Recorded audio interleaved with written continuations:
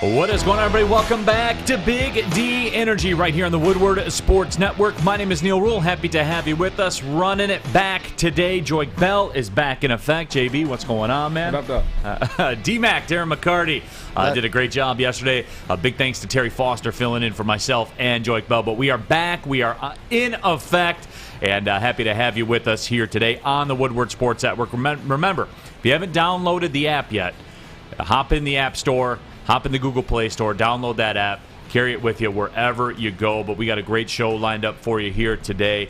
And ready to get it popping, everyone. There is no question about that. I guess right out of the chute, Joik, we talked about this leading up to last week. That smell is in the air.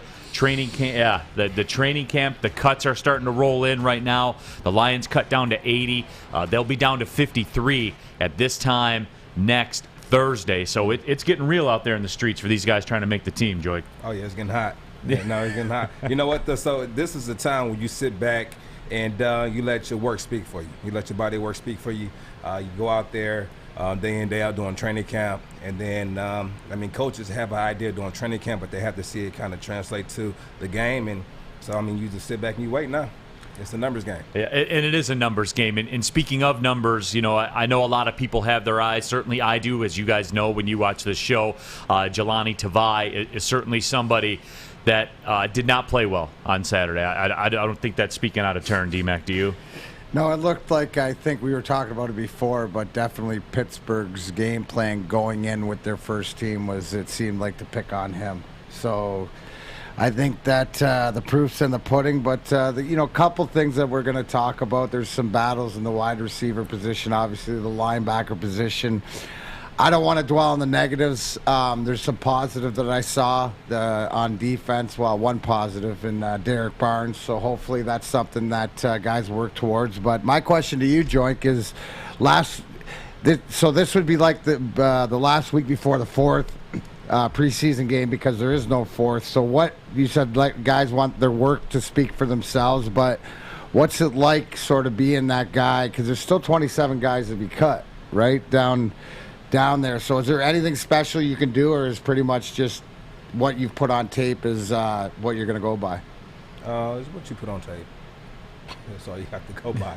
No, I'm just saying, like, is there something in practice that you can do? Or is there something that, a lot of times it seems that these guys that get cut, if you get cut earlier, you might be picked up by another team quicker to get a chance. So understand, when you go from that first preseason game to the fourth, which is no fourth, so you're going to the third one, you're not playing trying to make your team. You're playing for 31 other teams. So you want to make your team, but if you don't make your team, understand whatever you put on film is what the 31 other teams are going to see. The 31 other teams, they're not going to see you in practice. Right. Only the coaches here and the GM, scouts are going to see you in practice. But when you go out there, you play, you're going to play for, you're playing for 31 other teams. And so, for instance, I remember we played, my rookie year, we played the Colts. I played for Buffalo. We played the Colts in Toronto.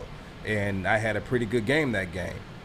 I ended up leaving the Buffalo Bills, going to Philly, and when the Philly waived me and tried to put me on practice squad, I didn't clear waivers, and guess who picked me up? The Colts.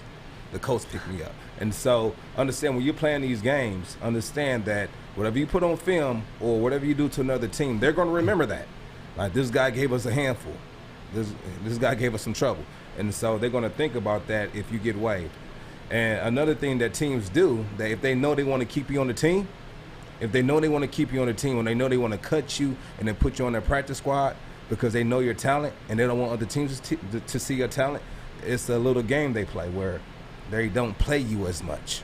They won't play you as much because they know they want to cut you and put you on the practice squad. And if they play you and you play well, which they know, and you play well, they cut you, another team is going to pick you up off a waiver that you're not going to clear. And that's something, Joik, probably a lot of people don't understand, myself included, until I learned this.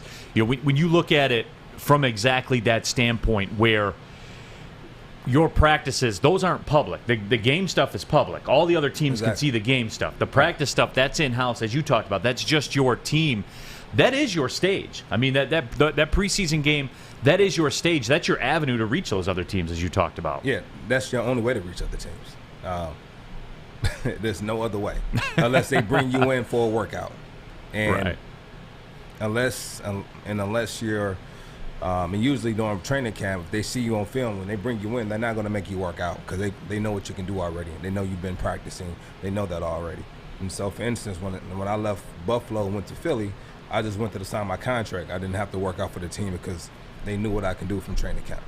Right, absolutely. We're taking your thoughts as well on the YouTube channel. Make sure you subscribe to the Woodward Sports YouTube channel. All the comments, hundreds of comments are flying through all the time. We pick out some of the good ones. We address those. But we do got a good show lined up for you here tonight. The whole Miguel Cabrera thing, I wasn't in yesterday, neither was Joik, but it did get me to thinking about Miggy's place. Really, we thought about it, Mount Woodward. So I want to see where Miggy's place is. We'll discuss that. Also, the Little League World Series team from Taylor starting to get that feel about this team. Everyone seems to be jumping on board. They're winning games dramatically. So we'll discuss that as well. Also, too, some NFL news. And this is a good one because, look, I know that Roger Goodell is not the most popular guy out there with football fans, but I think we caught him a little bit in something, and I love that. Not only Roger Goodell, anybody. I love when people get caught saying one thing then doing another. I think we got him on that, so we'll discuss that. We'll break that down. The rookie quarterbacks, we'll check in with them. We saw yesterday Trevor Lawrence went up against the Saints, and Jameis Winston, Joy, he can still ball. I've always liked Jameis Winston. I have. I know he's a bit of a turnover factory. That's it, but he puts up numbers, bro. He's fun to watch. Yeah, he's going to put up numbers. All right, he's going to put up numbers. And now I think that he might be on a team where a coach he can relate to that can kind of help guide him. Then not only that, but he's there with a Hall of Fame quarterback who kind of show him how to prep, for a game. And he's probably learned a lot from Drew before Drew left. Right. And so I think that too. That we're hopefully that the Jameis Winston, Sean Payton situation where maybe it's almost Sean Payton quarterback whisperer and what you learn because the talent is there. It's just the decision making. But hopefully that change of scenery and getting the opportunity is what we're going to have here with Jared Goff, we're hoping. So, we'll wait and see. But Jameis sure did show why he was part of the 30-30 club. Yeah, but I think that performance against the Steelers for the Lions, as far as I'm concerned, and Darren, I know you echoed these sentiments as well, has got my threat level up for this Lions team because of the reports. And look, media guys I follow, guys that are out there covering practice for a living, it's what they do. The early discussions about Jared Goff are not promising. They're not encouraging. We discussed the whole Jelani Tavai thing. We'll get into the Brashard Perriman thing after the next break. But, Darren, my DEFCON level is rising with the talent on this football team. After Saturday's game, our boy Adam, the Sheik of the Spread, his under 5 lock is looking pretty good. I mean, you're mentioning the offense that didn't even play with what's coming out of practice. I'm just strictly looking at the defense. Are we going to be able to keep them off the ball? I said, Terry and I were talking yesterday, and I like to take the positives. Man, our punter's great. Our punter is great. 70-yard boomers, Joy. Yeah, Jack, he was. He had a 66 interception. I like it. Hey. He's nice, no doubt. No, but Joy, I mean, am I overreacting here? Am I making too much of this? Am I right on point? I mean, I'm getting very, very concerned, Joy. You're just not getting concerned? All right, fair enough. Yeah, I mean, I'm talking about getting, Joy, I'm talking about getting, like, real concerned about the talent level. I'm not concerned about it because regardless of the situation, the Lions, they have a pass this year and next year. And so they do. They have a pass. So I'm not concerned at all. It's what I expected. It's still preseason, so you're not going to have the best play. They're still working out some kinks just like every other team. And even though we didn't play our best ball, we still lost by 6.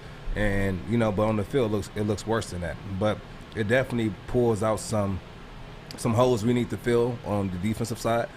But, I expected it. I've always known it.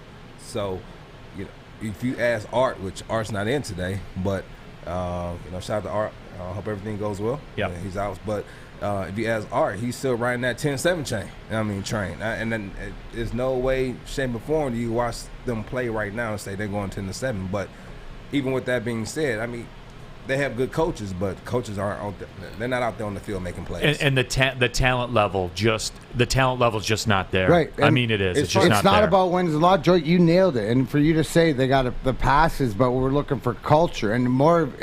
It was the X and O's and lack of talent and execution of that talent, not the effort or the, things like that. The culture. That's what we're looking to see. Do they buy in? And then we can work on the talent from there. So before you do on my bookie, I want to when we come back after that, I want to break down just every morning I have a routine. Alarm goes up at 4:20. I set on my phone every morning. 5:20 says head to lab. So me heading to the lab is just me going to the gym. Wake up, listen to my devotional, do my meditation, get up, get ready. I head to the gym. Usually there before 6. Get there, and when I'm there, I work out with it's some old guys and older gentlemen in there, and they're big Lions fans, right? But you have one guy he's a Cowboys fan, and he said he'll never be a Lions fan because we haven't won in 60 years. And I said, well, you know what? Let me break it down to you why we haven't won, and let me tell you why we're heading in another direction now. And he's one of those old gentlemen who, he's kind of stuck in his ways. So I had to break it down to him. But when we come back from these messages, I want to let you guys know how I broke it down and why we're heading in the right direction. But before we go, D-Mac has something for him. Well, yeah, Joy, I hope you told the old guy that, he can change in his ways by going to mybookie.ag. We got 18 weeks on the football schedule this week, so everybody use the studio sponsor, mybookie.ag, and if for your first time deposit signing up, we will give you up to $1,000 matching your first deposit. Yes, free money everywhere. College football odds boosts, NFL lock of the season, over $500,000 in contest prizes, live on site to make the winning season your best ever with MyBookie. You got to bet. So go to mybookie.ag, use promo code Woodward to get your first ever deposit match for dollar. That's extra money credited to your account instantly by using promo code Woodward, making your first deposit. Bet anything, anytime, anywhere with MyBookie. He's Dale Rule. He's Joey Bell. I'm Darren McCarty. We're Big D Energy. We'll be right back. Woodward Sports Network.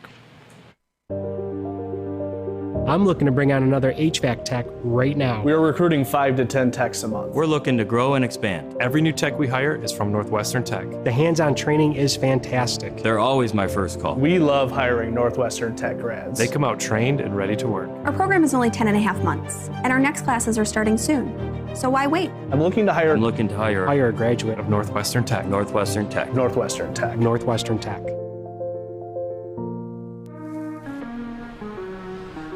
Back at it here, Big D Energy, Woodward Sports Network. Neil Rule, Joik Bell, D-Mac here with you. Fish is in the bowl as well. The 10-7 limo is leaking some oil right now.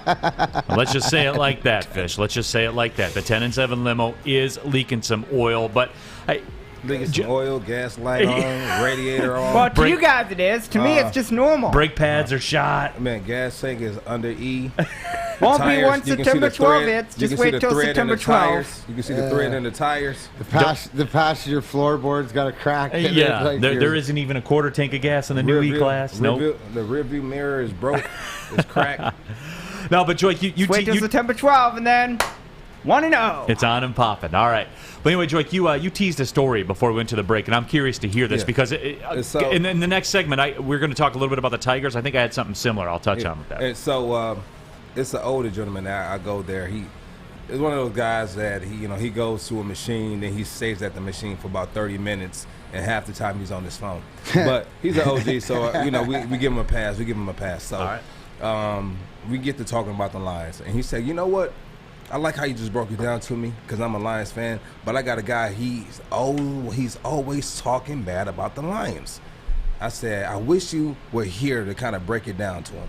And so the guy comes in, and he's one of those guys, I just caught him a particular day.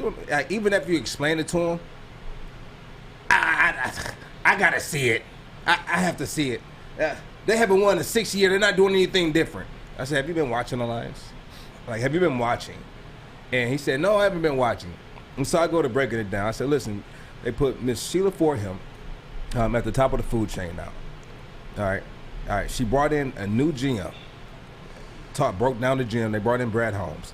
And then after bringing in Brad Holmes, they brought in Dan Campbell. And Dan Campbell, they went to putting together this all-star coaching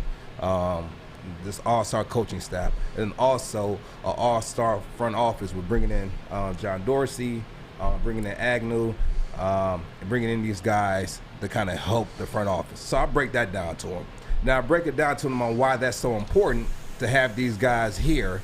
Why it's so important to have these guys here and kind of that background. He said, "Oh, okay, well, it still does. It's still not going to make the team better."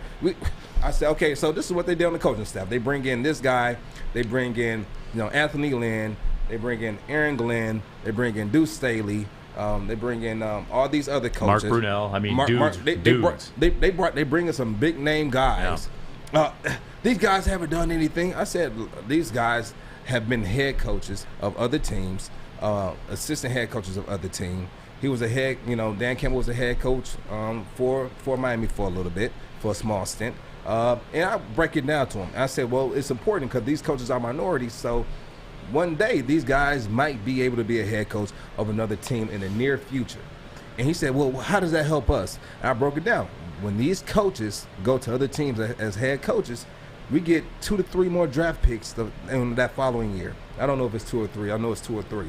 And so you have about 4 or 5, and that's including Agnew as well as an assistant GM. We groom these guys. They go get a head coaching job or a head GM job at another team. Then we get more draft picks in the 3rd round. So we might have anywhere between 12 to 15 extra 3rd round picks within the next 4 to 5 years. That's going to help rebuild this team.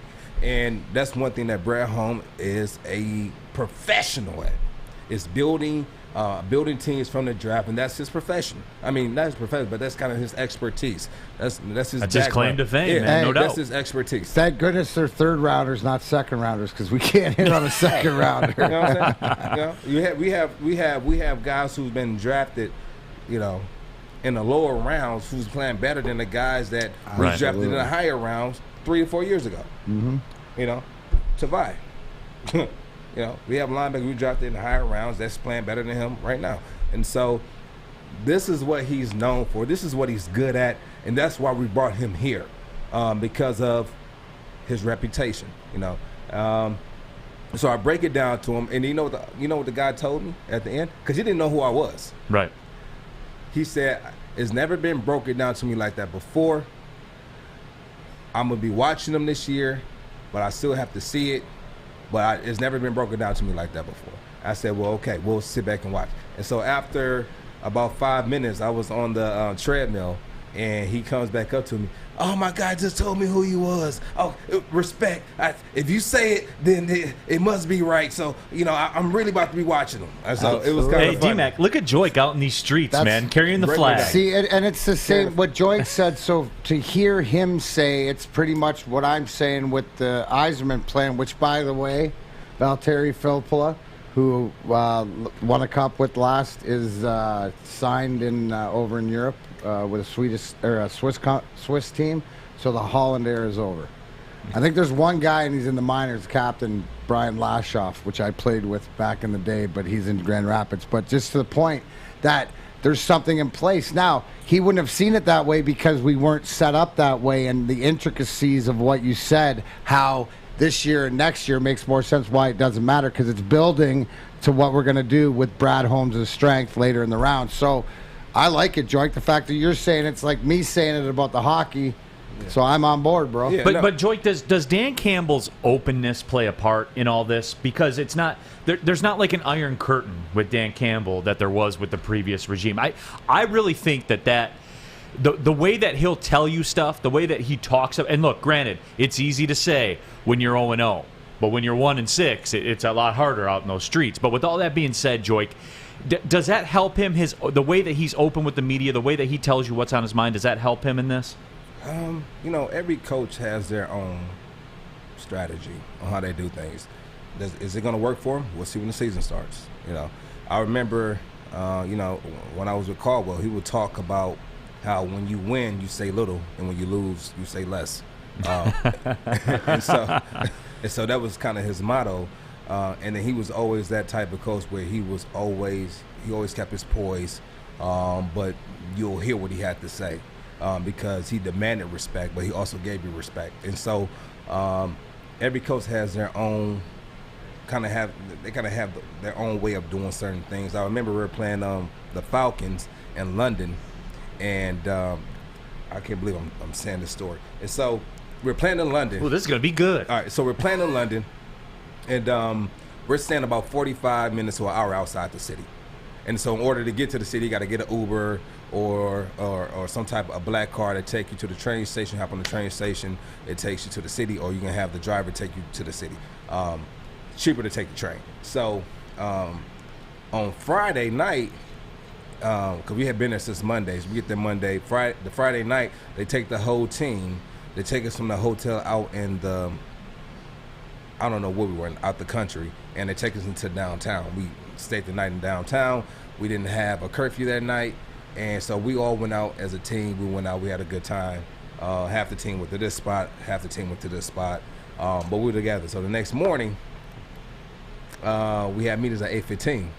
So I wake up at 8:13.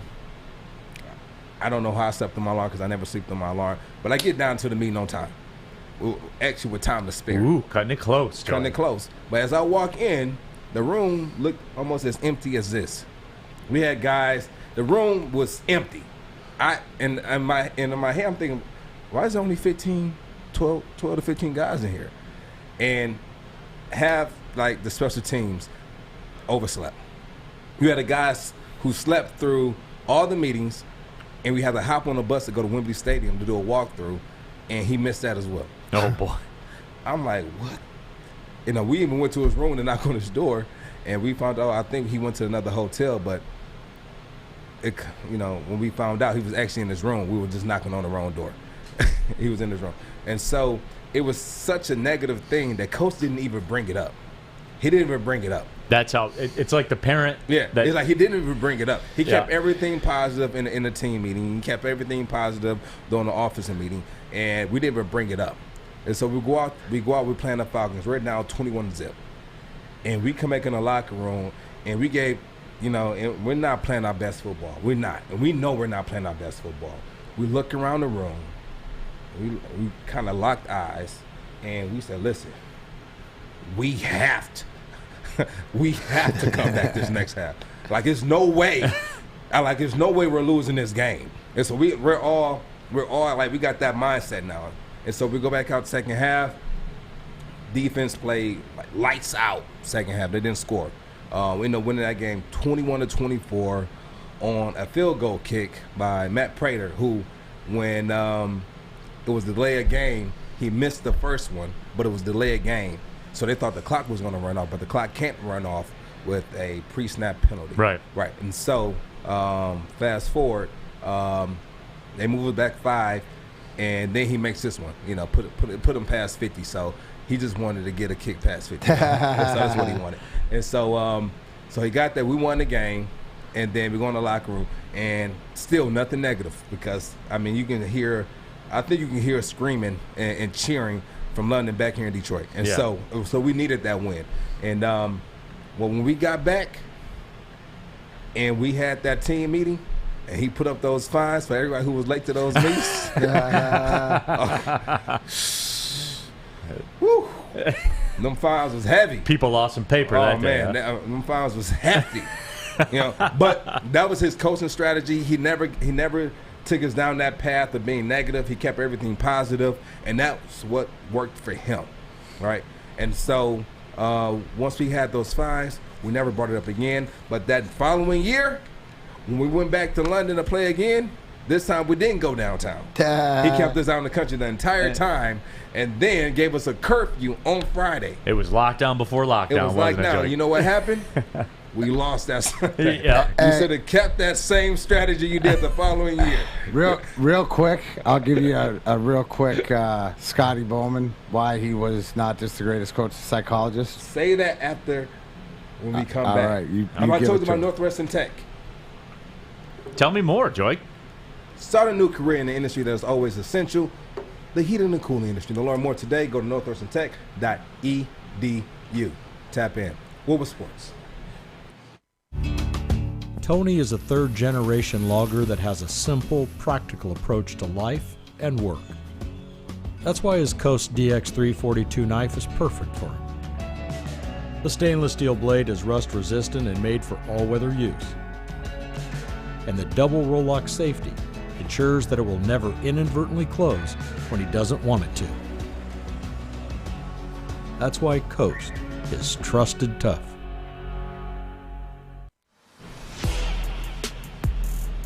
Back at it here, Big D Energy, Woodward Sports Network. My name is Neil Rule. He's Joyke Bell. Darren McCarty, four-time Stanley Cup champ, fishes in the bowl as well. We got your thoughts and everything going on our YouTube channel thread right now. And Steve Brown, well, we talk a lot of Detroit Lions, obviously. Steve Brown says, I was hopeful for 6 or 7 wins, but that Steelers game changed my mind for sure. And there is one other angle of that Steelers game I did want to talk about as far as wide receiver Brashad Perriman goes, because I'm not like overly concerned about this, but I do have some thoughts. But I know we were talking coaches and coaching styles, because Dan Campbell, I think, really has helped himself with the way he handles the media and how he's very open a lot of the times as well. But I know, Joyke shared a story about the whole non-curfew in London, followed up by the big-time curfew in London. But I know, D-Mac, you had a story as well, just to kind of shed a light on there are different coaching styles out there. Well, exactly. And you're talking about when we go out west and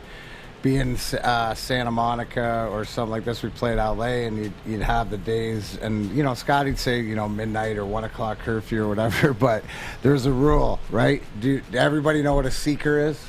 It's a short term for autograph seeker, but usually the seekers are the same ones that want the autographs at the hotels. Yeah. What Scotty used to do is give the seekers a jersey or a hockey stick after curfew and get the guys who came back to sign it. So Drapes always saved my bacon because I'd sign everything, and he'd be like, we're not signing if we're out after curfew and stuff.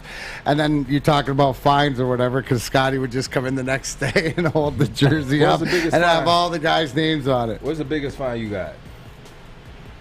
Biggest fine? Team fine? No, your fine, yeah, on the team. The biggest fine I got was by the league for breaking the drug test urine machine. Cost me $20,000 for trying to pass synthetic urine through it.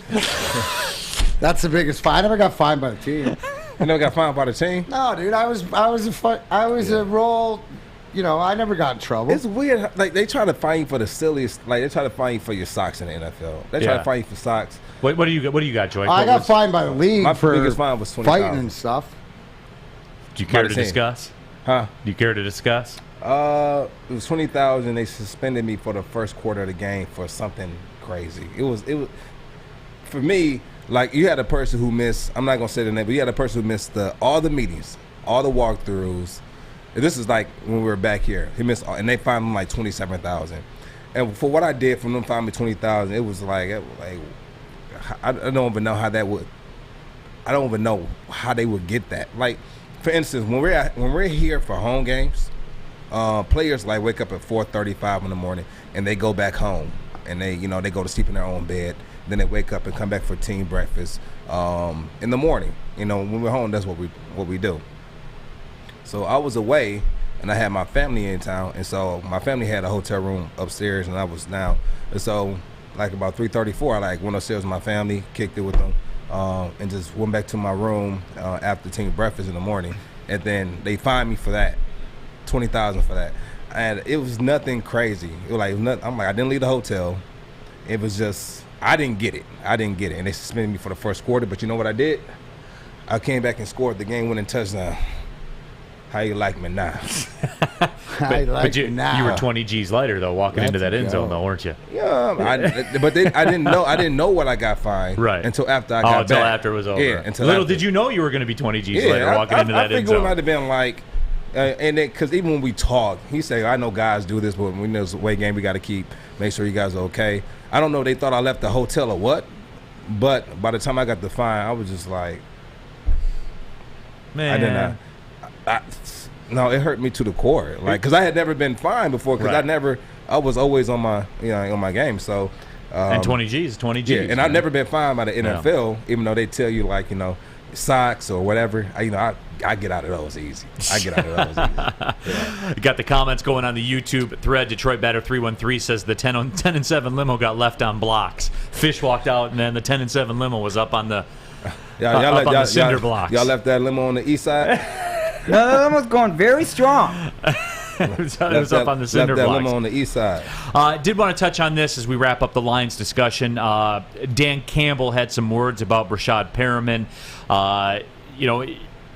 Essentially saying, hey, his spot's not guaranteed right now on this football team. Did say he likes Tom Kennedy a lot, though, says that there's heavy competition in the wide receiver room. And Joik, what about that? I mean, Brashad's one of these guys, he's on a $2.5 million contract. It's a one-year deal. If you do cut him, you'll have to eat that. But as far as that goes, Joik, is he in a unit where a lot of people have talked about is one of the most untalented wide receiver units. This is my words. This is what people have been talking about in the league. And he was looked at to be a big linchpin. He was a big signing for this football team as far as getting him through this year on that one-year contract. Would they really cut him, Joy? Yeah. I don't think so either. I don't think so either. But you know what? As much as he's dinged up, I can't see that. Listen. Even when teams, coaches come out, they say that they want to bring the best out of you. They want, understand, they play mind games with you. Football is, I'm not lying to you, 90% mental. How they try to word play and try to make it seem as if your job is on the line, or try to make it seem as if you're not working hard enough. Or when I remember I tore my PCL, I was out 6 to 8 weeks. I sat out 1 week. Was in a room with a doctor. Was in a room with the head trainer. The doctor told the trainer, do not touch that field, Joik, until I see you next week Thursday. I said, okay. The trainer goes right behind my back and tell the coaches that I can practice on Monday. It doesn't even come and tell me. Even after the doctor had just told you, do not let me touch the field until they come back and see me next week. I go to practice the next day, and I go through warm-up. I'm like, why did they have me warming up? I can't practice. And then we go into team run, and they put me in team run.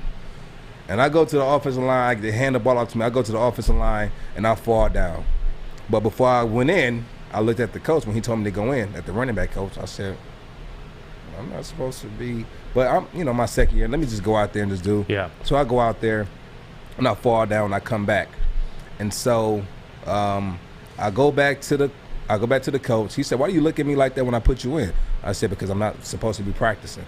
He said, oh, the trainer told me you can practice, but don't worry about it. I'll go tell the head coach that you don't want to practice. And so these are the type of mind games they try to play with you. Like some of your mom would say too. Yeah, I'm like, but what? And so I go find the head trainer immediately.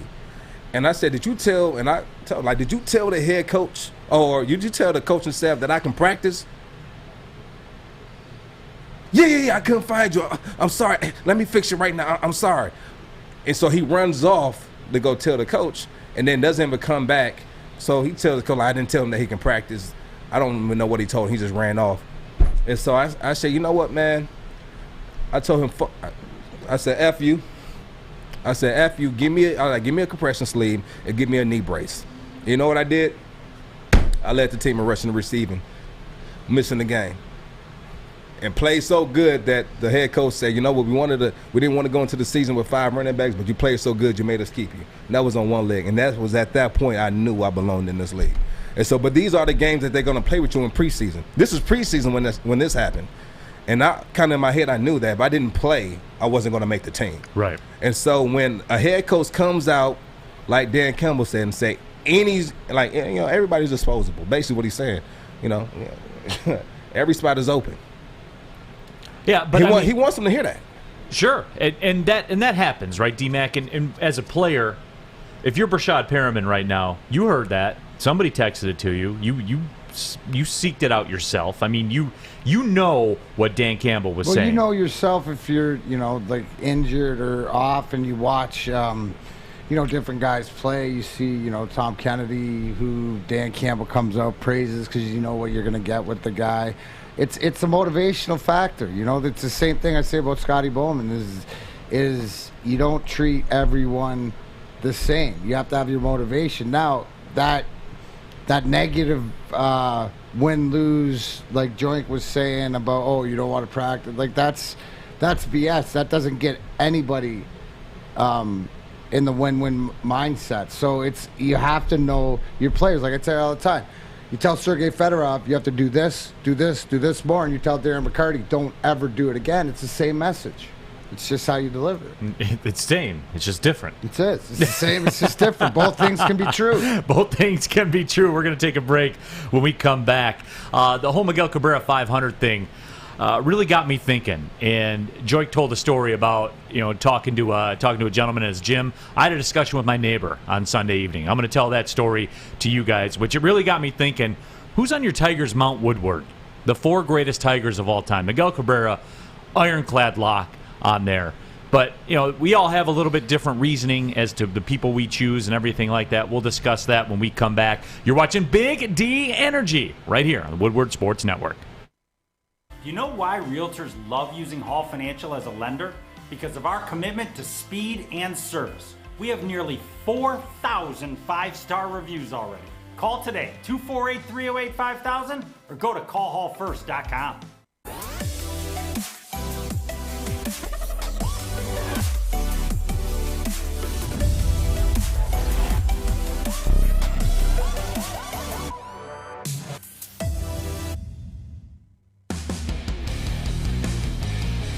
Back at it here, Big D Energy, Woodward Sports Network. Neil Rule, Joik Bell, Darren McCarty fishes in the bowl as well. Happy to have you along for the ride. If you haven't yet, download that Woodward Sports app in the App Store, on the Google Play Store, all of it. Get it in and get it on your phone, and you can take us around wherever you are rolling out to. But we're wrapping up that Lions discussion. I do want to talk about this Tigers thing because the Miguel Cabrera 500 home run discussion, and with it happening on Sunday and everything like that, was a big moment, obviously for the Tigers, obviously for Miguel Cabrera, and it got me to thinking, if you had a Mount Woodward of Detroit Tigers, who would you have on your 4? And it's different for everyone. Like, there are no wrong answers. Joik has one a little bit different because he goes to his era. D-Mac has one a little bit different than I have, and that's cool. But I do want to tell you the story just to kind of set all of this up, because Miggy hits the 500th home run. I watch it, good, obviously happy for Miguel. I go out on mow the lawn because it's Sunday, and I got to go mow the lawn, man. That's the way it works, especially playing golf on Monday. I got to get all the work in and get it all done. My neighbor, and every neighborhood's got this. I got an older gentleman, lives across the street, walks his dog every day, 6:30. You don't even, when you see him out there, you know that it's 6:30 at night. And he's got another one of his buddies, older gentlemen. They walk their dogs together. It's cool. Always say hi. He knows what I do for a living. I work in sports, so sometimes when he walks by, he'll ask me about something that happened in sports. So he asked me, did you see Cabrera hit the 500th home run? And I said, yeah. I said, very happy for him. That's cool. Greatest right-handed hitter of my generation, one of the best right-handed hitters in the history of baseball, probably the best Tiger in the history of all time. Don't you think? Do you think he's better than Al Kaline? And he looks at me, and he starts walking away, and he goes, he ain't no Al Kaline. And, that's the generation, though, D-Mac. And you know what Al Kaline is in this town, and he's a Hall of Famer and everything like that. I'm of the opinion that Miguel Cabrera is the greatest Tiger of all time. But the older generation that's in this town, Darren, they're not giving up so fast on it. Well, I think that what is the go-to in sports? Championships, right? So Miggy he got one in Miami before he got here, but but to win a Triple Crown in this day, to be that consistent, to have the numbers, it's inevitable he will go over 3,000 hits, right. and that 3,500 is the most impressive. That gets him there, bar none. My list is similar to yours, and it's taking the history into account. And even guys I didn't play, that's the one thing. These are all time. We said all time. So mine being Miguel, number one, I agree with you.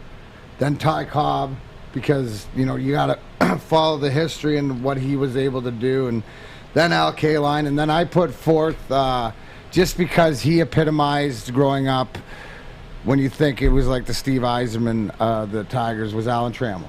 So Alan Trammell, to me, out of that, even though Lance Parrish and Kirk Gibson were more of my favorites, but epitomized Detroit. But Tigers. Tram was great. He was an MVP caliber, and people sleep on that. And I think that happened a lot with Steve Yzerman because it was the Gretzky-Lemieux era that the national fans slept on Steve, because Steve Yzerman was the third best player walking around on planet Earth. Who was that?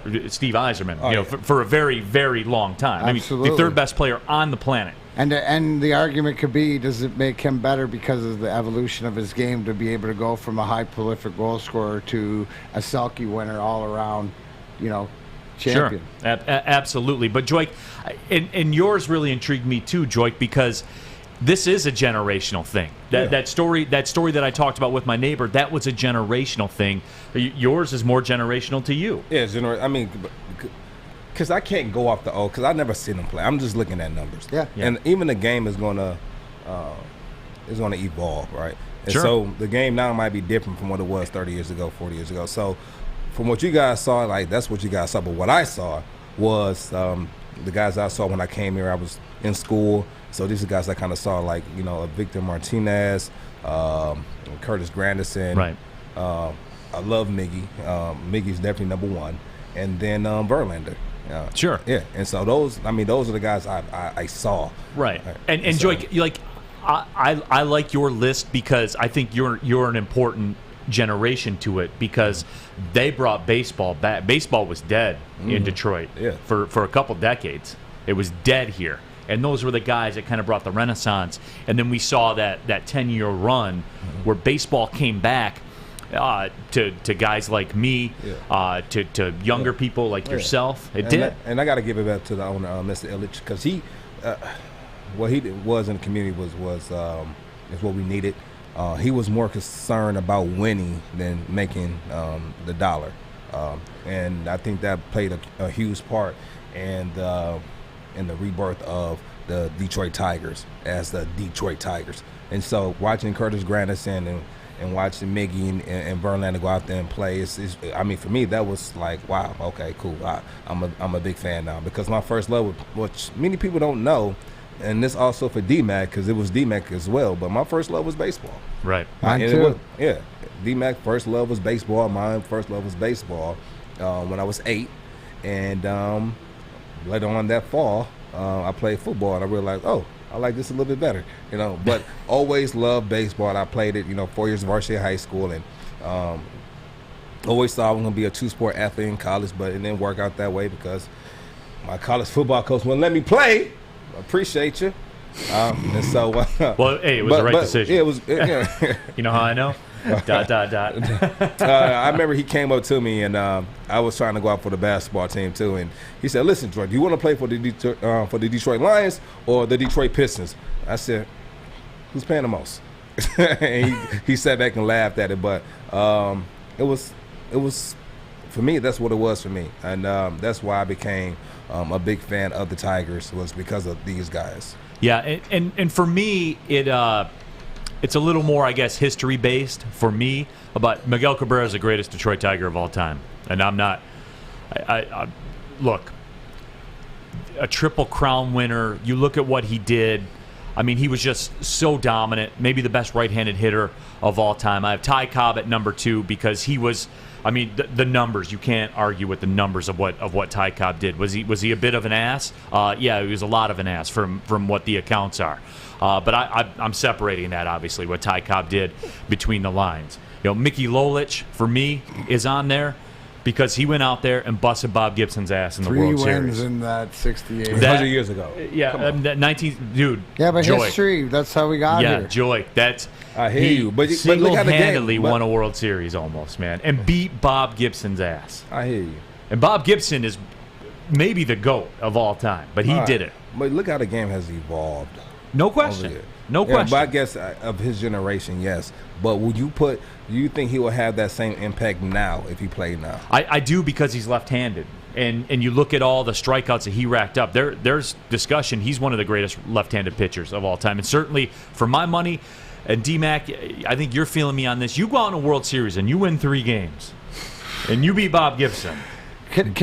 What else this is there day and to age, guys can't pitch 3 games. You know what I'm saying? But to go the distance, and to just an incredible be performance. so impactful, and the one thing that I got thinking is to Joy's point is who are the ones that you've seen?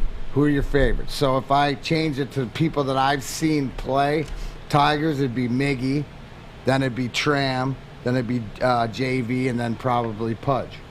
Yeah, right? So I'm a Maglio guy, so I would have put Maglio in there. But what he's done, I mean, there's that holds weight too. Yeah. But my last one is George Kell, and D-Mac and I have had this discussion about Sergei Fedorov before, and we will, as hockey season gets closer. Like I think it's criminal that the 91's not up in the rafters. George Kell's number needs to be retired too, and this is a guy who's in the Hall of Fame as a player, not just a good player. He's in the Hall of Fame. He beat Ted Williams for a batting title. And, oh, by the way, was a television broadcaster for 20-plus years as well. I mean, you talk about 30 years of service to an organization. And George Kell, man, I love that man. And it's criminal his number's not retired by the Tigers. And I'll never stop saying that when I'm out here. We'll have the Sergei number discussion later. Yeah, no, and that's a good one. And I think in 2021, you see it more, with everything lining up, is that it's probably more of a possibility than it was when we had this conversation a few years ago. Yeah, and I'm happy to hear that. And again, we'll discuss D-Mac as the time draws closer, as hockey draws closer. And Tammy Chin on the YouTube thread, George Kell should have his number retired before Sergei, which yes. I think it's 1 and 1A as far as that goes. But that's I'm glad to see George Kell's getting some respect out there. That's what I'm trying. Hey, and look, I know Lou Whitaker's out there. I know he is. There's only 4 though. There's only 4 on Mount Woodward. Well, if they don't give him respect, you know what? D-Mac will visit you.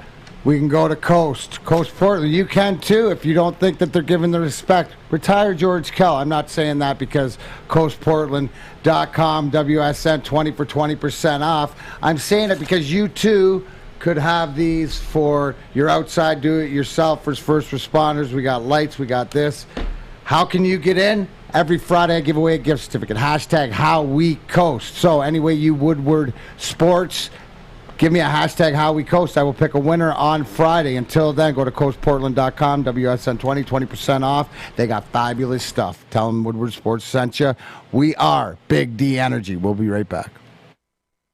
Okay, you thirsty little spin goblins. I want you to pedal into the next dimension. Spin it! Spin! Spin! Uh-oh! Carmen's falling behind. Let's give her the hiss of shame. Spin! Spin! Spin till you bleed! Don't ride the bike of shame. Come to Planet Fitness and find your own lane with tons of equipment, free fitness training, and no hissing. Join today for just $10 a month. Back at it here, Woodward Sports Network. Of course, we are Big D Energy. Joik Bell, Darren McCarty, Fishing the Bowl. My name is Neil Rule. Happy to have you with us. And, D-Mac, you bring up Sergei, you bring up retire the 91, man. The comment threads explode. Yeah, it's polarizing, man. Yeah, it is. And, as far as that's something that we get into hockey season, and we'll see. Because, like you said, things have sort of changed. And, I've looking at it from the bigger, as time goes on, you appreciate things a lot more. And I think that the fact that, Stevie being there, if there's any time that he would initiate that or initiate the conversation, it'd probably be more in the near future. So we'll have to wait and see. Yeah, absolutely. And I can't wait for that discussion because that is a great discussion. You and I have gotten into it in the past. I love it though, man. But that is great.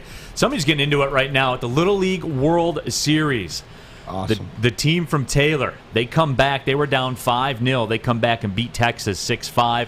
They will play Hawaii tomorrow. They're 2-0 in the Little League World Series. And Joy, you talked about baseball being your first love. Are you getting into this at all? I mean, as you see this has the makings of a huge bandwagon that's about to begin the pile-on process. Right now? Yeah, I mean, absolutely. This Taylor, Michigan team, it's got the makings. I'm not saying it's there yet, but if they beat Hawaii tomorrow, You're going to see more and more about it. What you ever watch a Little League World Series stuff at all, Joey? I went to the World Series as a kid, and so I would have loved to be on TV like this watching. So, but where's the World Series at this year? Williamsport, Pennsylvania. Yeah, they always do it at the same spot over there. It's not open to fans because it used to be held in Kentucky for a while, right? I don't like way back. Like way back, yeah. And I know back. the age level up is actually held in Taylor, Michigan. The one level up, the 13-year-olds, they actually play their Little League World Series in Taylor. Dope. Yeah. But no, I love it.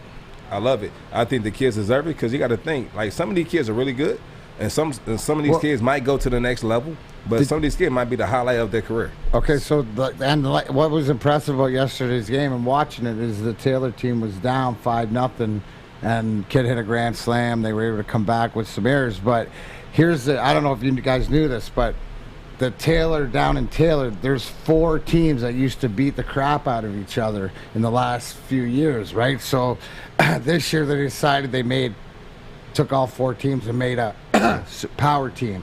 And this is a team that you're seeing. So anytime, I think it's like what Woodward Sports is about, this is awesome. Right, because we have kids in the area, and the fact that it shows you that somebody from down the street, like 30 minutes away, is actually playing on TV. This could be you too. So they got a good team, man. They got a couple good They got some good hitters, but it shows you. And especially, here's the thing, right? Where you remember they're playing on TV, but they're still young athletes, and they still make some errors, throwing errors and different things like that. They're 12. They're 12. I watched the center fielder for Taylor threw one in long extra base, but he overthrew the catcher and it went into the camera hole.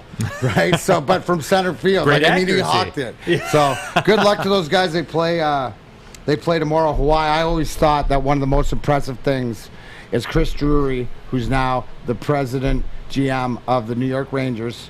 He won a Little League World Series when he was a kid, and he won a Stanley Cup with Colorado. I always thought that's a pretty good resume. That is something that's cool to have on the resume. And again, I was laughing about it, but it's true. I mean, these kids are 12, guys, and which begs the question: is this too much? And what do you always get whenever the Little League World Series is on TV? You always get that one clip at the end, right, where there's one crying. Right, yeah, after they lose, but that's the pain of the loss. Are we going too deep? The agony defeat. Are we going too far though with this coverage and everything that goes on with it, or I'm curious about that. Because look, that's become a big multi-million-dollar business. It has been, but you know what? You mentioned at the end of the day the kids crying, but you see the sportsmanship. They're big on sportsmanship, and you see. I always like as they get the kids watching in the stands from the other teams, or they show them all playing together, and they make friends. And it's interesting to know anybody who's played in the Little League World Series, or maybe has been there. Do you make friends for life or just opportunities? Joink was saying about just different opportunities there, but I think this is great because all eyes are on some of these kids, and you never know if you're going to see the next Justin Verlander come out of there or Miguel Cabrera. Who knows? Yeah, Canuck Duke says on our YouTube chat thread, says, how is it any different than ESPN spelling bee coverage? And yes, there's parallels to it. It's all become a big business, but I'm curious to get your take on that, Joik. I mean, because you have these kids, they are 12. Mm-hmm. Is this too much? I mean, the pressure and everything that goes along with it. Is it too much? It's preparing them.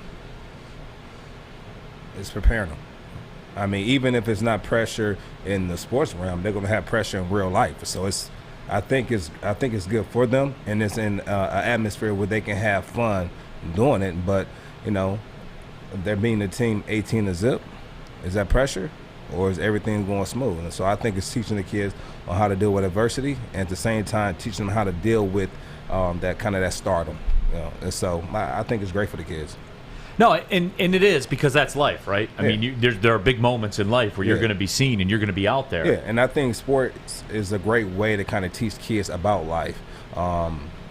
Being part of something that they can relate to, something that they can have fun, and you kind of sprinkle in a little bit of life lessons in there, And so you make it fun for them at a young age, and then as they continue to grow, it becomes more serious, and you can kind of tap into them a little bit more on a mental level. So I like it for them. What I love too right, is when the kids go up to bat, and here's this kid, here's his age, 5'2", 95 pounds, his favorite players, Mike Trout, and he likes, I like to learn about, these kids. Like, I like that.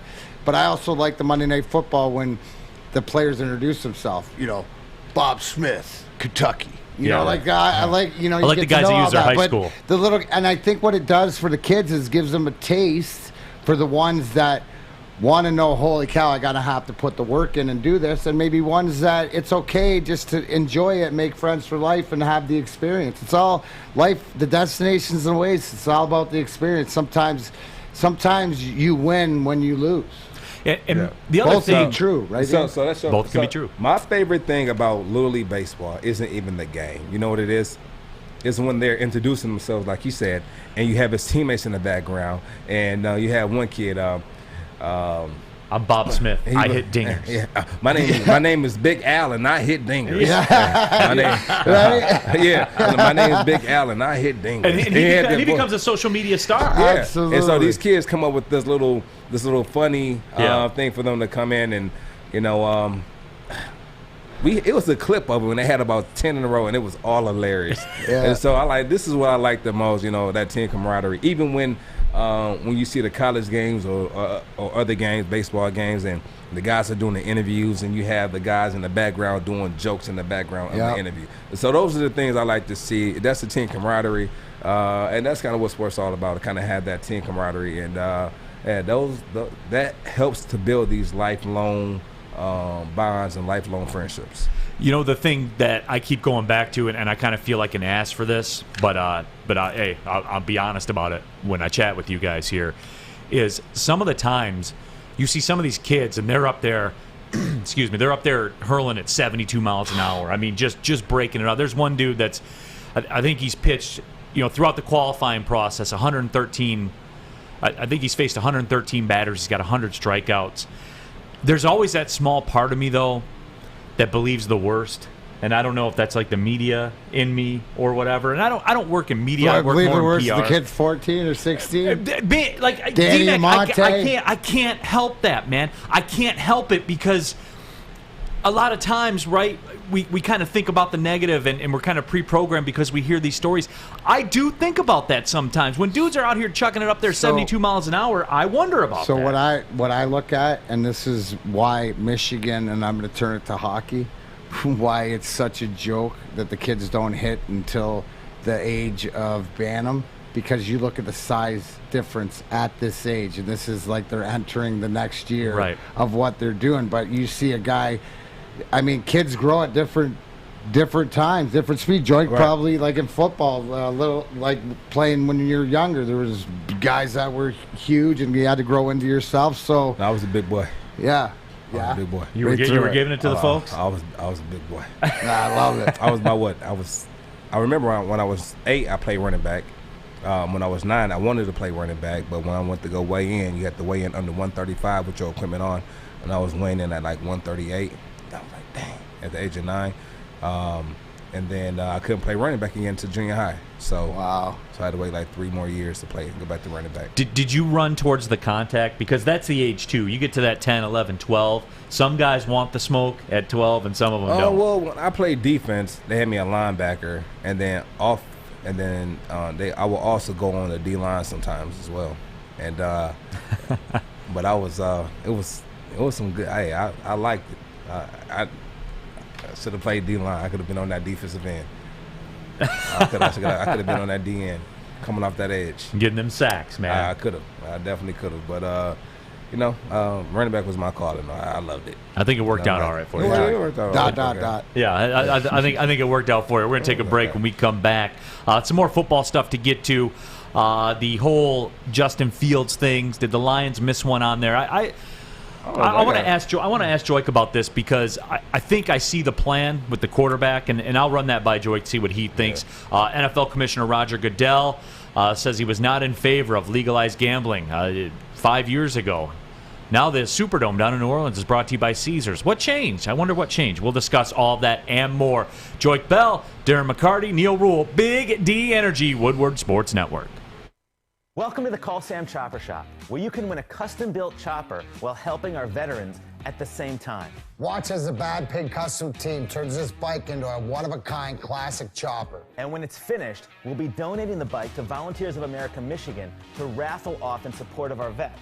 A great cause to give back to those who've given so much. Watch for Call Sam Chopper Shop episodes on our social media channels and get your raffle ticket today at callsam.com/chopper shop.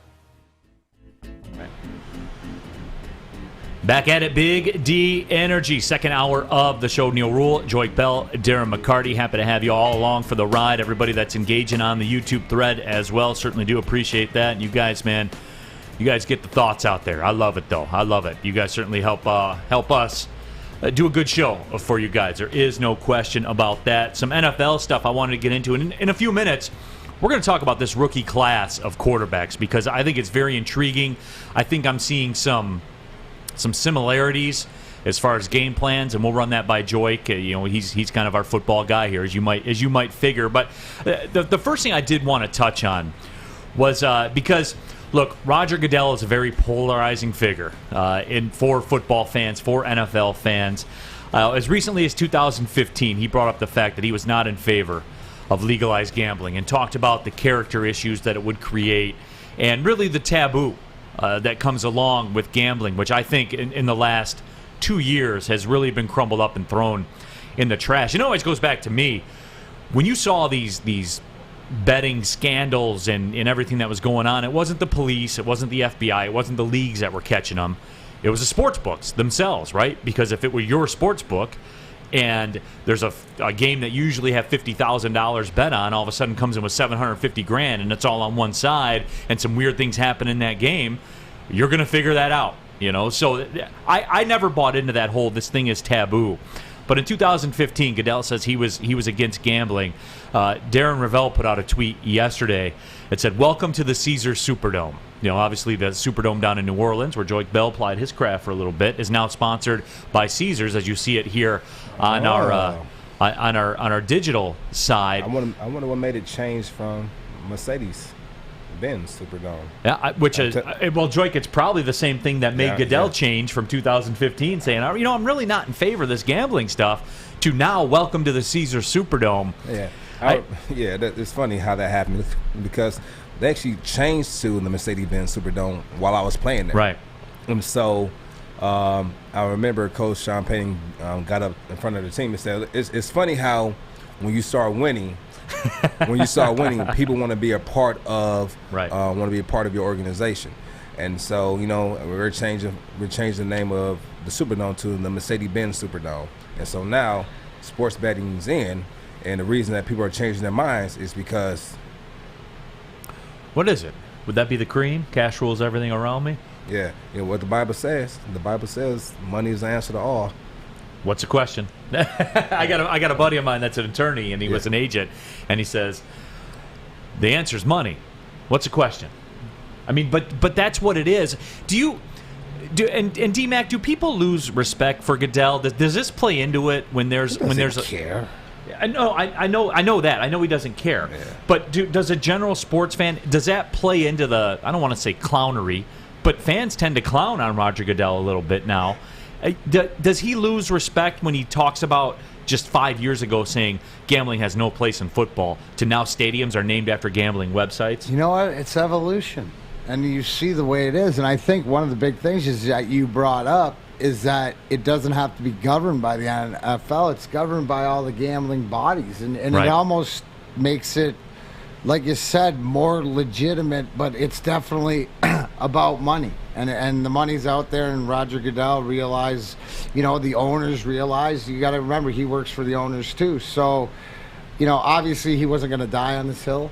It was just, back in 2015. But, that's gambling. It's the same thing as with the education, with everybody sort of getting in, everybody being adults and approving it, like especially here in Michigan. So, I mean, it's definitely the dollar. And you know what? What did he make? $46 million last year? What are you going to make? 55 this year? I mean, it's like... And a chunk of that's going to be from these types of deals. To Joink's point, he don't care about respect. Like, you know what I'm saying? Everybody they don't like the commissioner because he's the commissioner anyways. But at the end of the day, it's working. You look at when you got Caesars and stuff buying out or overpaying sponsorship from a Mercedes-Benz. That shows you how big it is. Right. Mercedes-Benz is one of the biggest companies in the world. And look, I'll look right into the camera and say, hey, we are broadcasting live from the MyBookie studios. I mean, but that's, as you talked about, that's part of the evolution that comes with that. And Joy, do you think people overstated that, just as far as when Goodell would talk about that 5 years ago? And I'm sure you got it all the time. Hey, Joy, I got you on my fantasy team. Hey, Joy, we're taking the Lions. You guys going to win this weekend. I'm sure you probably got that millions upon millions upon millions of times. Of course. But, have you noticed that? What's the difference? What's the difference? You know what I'm saying? There's no difference. You're betting on that. You're betting on games now. It's come on. It's money rules all. Money, what they say, cash is king. Yeah. All right. So it's pretty funny to me how sometimes people can switch up for the dollar, but it happens. It happens. It's not unheard of. So it doesn't surprise me at all. Did you ever get tired of that? The whole Joy, I got you. I need a touchdown out of you this week. Joy, I got. I would hear it after, like, oh, you got me a lot of points. I picked you up next week, or I picked you up last week, and you were my flex player. And I don't know why people sleep on you. So I would get that a lot, but before, no. There's a funny thing is because people ask me, so like, who's on your fantasy team? And I can honestly say, sitting here in front of everybody, I have never played fantasy football, not once. Not once. Do some guys play? Some guys play, but for the most part, like. Do you guys get more annoyed by it than anything? I mean, do you guys get tired of that, or is it just part of it? Tired of what? The whole, the social media, I got you on the fantasy team. I need you to get points. You sucked for me last week. You were great for me last week. I mean, be honest, like, as a whole, do players get tired of that shit? I think some may get tired, but I don't think I got it enough to get tired of it, because I remember I used to get tired of signing autographs. And so I got to a point to where I had to put things into perspective. I would rather people know me for what I do than not know me for what I do. Sure. And so I said, I'm in a blessed situation. So if I can bless someone with my autograph and make their day better, then by all means. It's interesting, and you said you kind of came full circle with that. I've been starting to get that where people want to have me on podcast and talk about the industry and do all, and you can't say yes to all. You can't say yes to everything. Word, How do you deal with that, man? How do you deal with that? You know what? Because you want to. I know you want. You're a good dude. Like, you want to. I want to, but you just can't say yes to everything. You can't say yes to everything. You have to. There's some things you do for kind of your charity. You always want to give back. Right. But at the same time, you can't give so much that you're losing yourself. Because at the same time, this is a business. You're in the podcast industry now, so I'll come on and talk, but you got to talk to my marketing team and kind of go over you guys go over the business side of it, because I don't handle that part. And that's the way to kind of get out of it, like, just talk to my marketing team, because honestly, they're the ones who draw up the contract. So go talk to them. Right. And so I'm not saying I'm trying to get out of it, but that's how I do business when I'm not doing it for charity, because I do a lot of charity stuff. Like, I do a lot of charity work, and so. You just got to be able to say no, and then when you say no, not let someone try to make you feel bad for saying no. That's it. Yeah. Right. It's because at the end of the day, like, I can go to sleep at night, and I can wake up in the morning, I can look myself in the mirror and say, you know what? I did everything I could do. I tried. So. I tried. Tammy Chin says, I need Joyke's autograph still one day. Yeah, talk to my marketing team. I'm joking. Absolutely.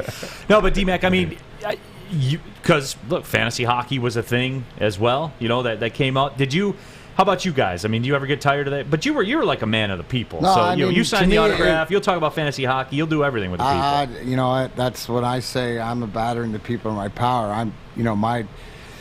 I'm different, because I try to do as much as I can. And here's the one thing, is that I am true to myself, and like Joyce says, that you have a team, and I always tell everybody, hey, if it's meant to be, it'll work out. So I will take, shelve an idea. Sometimes it doesn't work out, for down the road, but I truly believe that with pure intentions, and I try. I will talk about everything. I do. It's what I enjoy. That's who I am. But again, everybody's different, right? So you have to know who you are. And at the end of the day, George said it best. I lay my head down on my pillow, and you know what? Like, my plate's clean, right? And if it's not, I will work better to be better every day. So I don't mind it, but that's just me. But you got to understand, don't compare me to the rest of them because we're all different. Yeah, absolutely. Everybody on the YouTube chat thread right now is talking about, because we've been talking about money and how money rules everything. They want the fishbowl to get sponsorship dollars. So they got some great ideas as far as what Fish should be doing in there. They said Art's booth should be sponsored by Chico's Bail Bond, so that would be a good one. Or Trojans. Yeah, the Trojan condom art cam. Oh, my gosh. The Preparation H fishbowl. Extra thin. Yeah. Fred's bait and tackle fishbowl. Yeah. I like that. I mean, Fish, are you up for this kind of stuff, man? What do you should we start monetizing the fishbowl? Sure. That doesn't matter to me. All right, great talk. Great talk. Way to be passionate about your that's job, Fish. Fish. Way to be Whoever wants passionate. that sponsorship, You- you Fish, way to bring be that passionate. excitement every time. If you're a corporation out there, how could you not want a piece Yes. of that energy? Yeah, good job. Alex, let me see, who can sponsor Alex? Alex is just so, like, he's like that, I don't know, he's just bland. Accounting firm. Yeah. CPA, yeah. CPA services. Would you want to take some sponsorship dollars from a CPA firm? That'll work. Great job, Alex. Exactly. You guys, man. Up. When you talk, Alex, you got to put the camera on you when you Buttoned speak. Up Productions. Yeah. Listen. Do you hear the phone ringing in Boardman's office right now? Oh, All I these can corporations are rushing in to be part of Alex. Honestly, and the I would fishbowl. hire Alex. Hey, you know what I company noticed? to go in and fire people. How much more enjoyable and less tense is it with Alex running the board? I mean, it's almost, nobody talking back, nobody trying to be funny. It's a or good giving positive attitude over there. Giving his Arturo Flinttown opinion. No, we'll get Art back in the house tomorrow. Certainly, really? Certainly can't wait for that. Yeah. All right. Yeah, I mean, Alex is cool too, man. Great haircut. Very sharp. Yep. Very debonair looking man. Yep. Pencils are sharp. Yeah. Hair's sharp. No question about it. No question about it. We're going to take a break. When we come back, we'll talk about rookie quarterbacks in the NFL. I've noticed a commonality with what they're doing, and Joik's got a good breakdown too. He's got some great thoughts on it. I want to break down the different levels of each rookie quarterback after I tell you about Levels Dispensary. Levels in Centerline is now open. Now specializing in delivery. Make sure you download the Enjoy Levels app, available on Apple or Google Play stores today. The app has special offers, plus your chance to collect points and level up. Stop by Levels today and tell them Woodward Sports sent you. Tap in.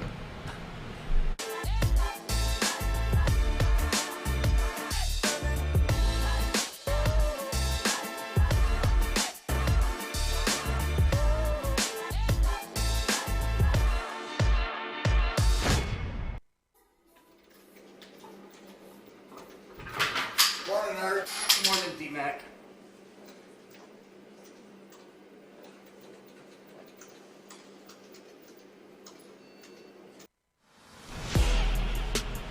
Welcome back, Woodward Sports Network. It is Big D Energy. Darren McCarty, D-Mac in the house. Joik Bell is here as well. My name is Neil Rule. Happy to have you with us. We got visual lock on Maz. Maz is in the building, man. Yeah, Maz is in the building. Hey, check out these cool levels shades that we got at the. They gave them away. It was a good time out there, man. It was that place a great was a vibe.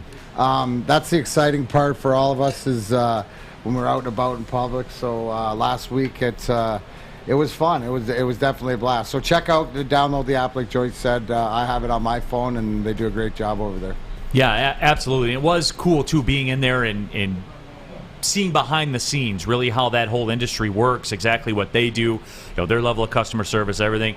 D-Max signature line is available in there. Absolutely. They got the Max 69, which is one of my favorite strains that I have out there. So nice. Go on in there and check them out. And, that's don't tell me what, tell me who. So Eugene and his crew over there do a heck of a job. And thanks for supporting us here at Woodward Sports. Yeah, absolutely. It was a good time out there. But, did want to talk about the NFL rookie quarterback scene, which certainly this draft really has changed a lot of the quarterbacks in this league, just in terms of we're seeing these guys taken very high, lots of draft capital invested in these guys, lots of monetary resources. That's a fancy way of saying money, high-dollar contracts. But we've seen it now. Trey Lance, Zach Wilson, Trevor Lawrence, Justin Fields, Mac Jones. We've seen flashes with these guys, certainly, and Justin Fields is the one that really sticks out to me in the flashes that we saw. But, Joy, you have some thoughts on all of them, and I'm curious to hear it.